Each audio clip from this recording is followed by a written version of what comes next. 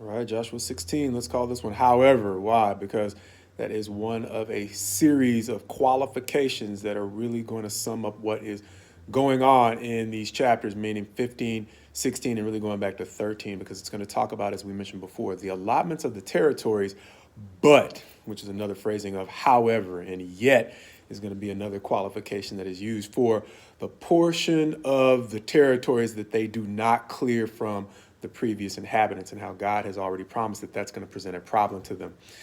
We can't necessarily say for sure, at least I can't, in looking at these stories, why it was that they stopped short. But I do know that it's already said that they waged war a long time.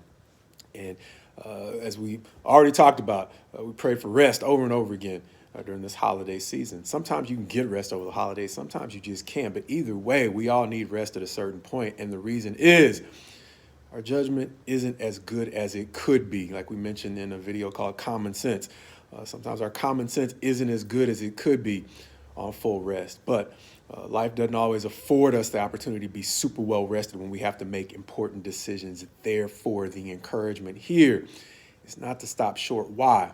Because as old as Joshua was, God recognized that as he was spending himself on getting his work done, at a certain point, God was simply willing to kick in. And none of us knows when that point is for us. But my prayer for you is my prayer for me that we not stop short of that point. Why?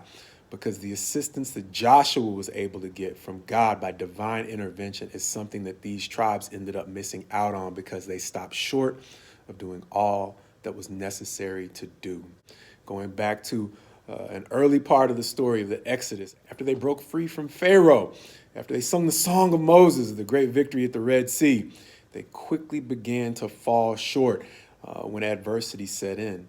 And they were so close to a series of springs at a place called Elim, but they fell short of Elim by complaining about the fact that they didn't have water within eye shot. And oh, the number of times that I've complained about things that God had right around the corner for me.